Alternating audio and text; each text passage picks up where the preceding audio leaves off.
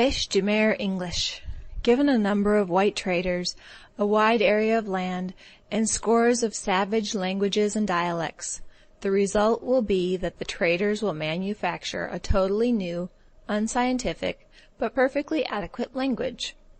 This the traders did when they invented the Chinook lingo for use over British Columbia, Alaska, and the Northwest Territory. So with the lingo of the Kroo boys of Africa, the Pidgin English of the Far East, and the Bêche de mer of the westernly portion of the South Seas, this latter is often called Pidgin English, but Pidgin English it certainly is not. To show how totally different it is, mention need be made only of the fact that the classic PC of China has no place in it. There was once a sea captain who needed a dusky potentate down in his cabin. The potentate was on deck. The captain's command to the Chinese steward was, "Hey, boy, you go topside, catch you one PC king." Had the steward been a New Hebridean or a Solomon Islander, the command would have been, "Hey, you fella boy, go look 'em I belong you along deck, bring 'em me fella one big fella marster belong black man." It was the first white men who ventured through Melanesia after the early explorers who developed Bêche de mer English, men such as Bêche de mer fishermen, the sandalwood traders, the pearl hunters, and the labor recruiters. In the Solomons, for instance, scores of languages and dialects are spoken. Unhappy the trader who tried to learn them all, for in the next group to which he might wander he would find scores of additional tongues. A common language was necessary, a language so simple that a child could learn it, with a vocabulary as limited as the intelligence of the savages upon whom it was to be used. The traders did not reason this out. Bêche de mer English was the product of conditions and circumstances. Function precedes organ, and the need for a universal Melanesian lingo preceded Bêche de mer English. Bêche de mer was purely fortuitous, but it was fortuitous in the deterministic way. Also from the fact that out of the need the lingo arose, Bêche de mer English is a splendid argument for the Esperanto enthusiasts. A limited vocabulary means each word shall be overworked. Thus, fella, in Bêche de mer, means all that PCs does and quite a bit more, and is used continually in every possible connection. Another overworked word is belong. Nothing stands alone. Everything is related. The thing desired is indicated by its relationship with other things. A primitive vocabulary means primitive expression. Thus the continuance of rain is expressed as rain he stop. Sun he come up cannot possibly be misunderstood, while the phrase structure itself can be used without mental exertion in 10,000 different ways. As, for instance, a native who desires to tell you that there are fish in the water and who says, "Fish he stop." It was while trading in Isabel Island that I learned the excellence of this usage. I wanted 2 or 3 pairs of the large clamshells, measuring 3 feet across, but I did not want the meat inside. Also, I wanted the meat of some smaller clams to make a chowder. My instruction to the natives finally ripened into the following. "You fella bring me fella big fella clam kai he no stop, he walk about. You fella bring me fella small fella clam kai he stop." Kai is the Polynesian for food, meat, eating, and to eat, but it would be hard to say whether it was introduced into Melanesia by the sandalwood traders or by the Polynesian westward drift. Walkabout is a quaint phrase. Thus, if one orders a Solomon sailor to put a tackle on a boom, he will suggest, "That fella boom he walk about too much." And if the said sailor asks for shore liberty, he will state that it is his desire to walk about. Or if said sailor be seasick, he will explain this condition by stating, "Belly belong me walk about too much."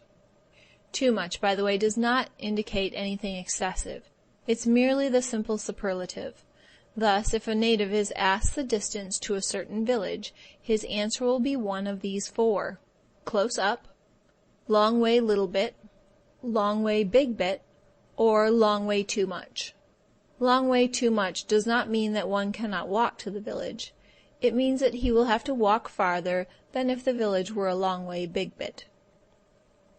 Gammon is to lie, to exaggerate, to joke. Mary is a woman. Any woman is a Mary.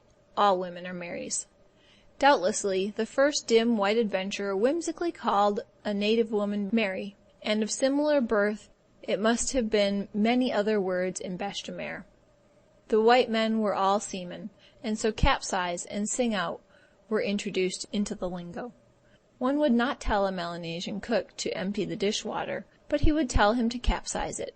To sing out is to cry loudly, to call out, or merely to speak. Sing-sing is a song. A native Christian does not think of God calling for Adam in the Garden of Eden. In the native's mind, God sings out for Adam. Savvy, or catchy, are practically the only words which have been introduced straight from Pidgin English. Of course, pickaninny has happened along, but some of its uses are delicious. Having bought a fowl from a native in a canoe, the native asked me if I wanted pickaninny stop along him fella. It was not until he showed me a handful of hen's eggs that I understood his meaning. My word is an exclamation with 1,000 significances. Could have arrived from nowhere else than Old England. A paddle, a sweep, or an oar is called washi, and washi is also the verb. Here is a letter dictated by one Peter, a native trader at Santa Ana, and addressed to his employer. Harry, the schooner captain, started to write the letter, but was stopped by Peter at the end of the second sentence. Thereafter the letter runs into Peter's own words, for Peter was afraid that Harry gammoned too much, and he wanted the straight story of his needs to go to the headquarters. Santa Ana. Trader Peter has worked 12 months for your firm and has not received any pay yet. He hereby wants 12 pounds. At this point, Peter began dictation. Harry, he gammon along him all the time too much. I like him 6 tin biscuits, 4 bag rice, 24 tin bullamacow. Me like 2 rifle, me savvy look out along boat. Some place me go, man he no good. He kai along me. Signed, Peter. Bullamacow means tinned beef. This word was corrupted from the English language by the Samoans, and from them learned by the traders, who carried it along with them into Melanesia. Captain Cook and the other early navigators made a practice of introducing seeds, plants, and domestic animals amongst the natives. It was at Samoa that one such navigator landed a bull and a cow. This is a bull and a cow, he told the Samoans. They thought he was giving the name of the breed, and from that day to this, beef on the hoof and beef in the tin is called bullamacow. A Solomon Islander cannot say fence, so in bêche de mer it becomes fennis. Store is sitor, and box is bacchus. Just now the fashion in chests, which are known as boxes, is to have a bell arrangement on the lock, so that the box cannot be opened without sounding an alarm. A box so equipped is not spoken of as a mere box, but as a Bacchus belong bell. Fright is the bêche de mer for fear. If a native appears timid and one asks him the cause, he is liable to reply, "Me fright along you too much," or the native may be fright along storm, or wild bush, or haunted places. Cross covers every form of anger. A man may be cross at one when he is feeling only petulant, or he may be cross when he is seeking to chop off your head and make a stew out of you. A recruit, having toiled 3 years on a plantation, was returned to his own village in Malaita. He was clad in all kinds of gay and sportive garments. On his head was a top hat. He possessed a trade box full of calico, beads, porpoise teeth, and tobacco. Hardly was the anchor down when the villagers were on board. The recruit looked anxiously for his own relatives, but none was to be seen. One of the natives took a pipe out of his mouth. Another confiscated the string of beads from around his neck. A third relieved him of his gaudy loincloth, and a fourth tried on the top hat, and omitted to return it. Finally, one of them took his trade box, which represented 3 years' toil, and dropped it into a canoe alongside. "That fellow belong you?"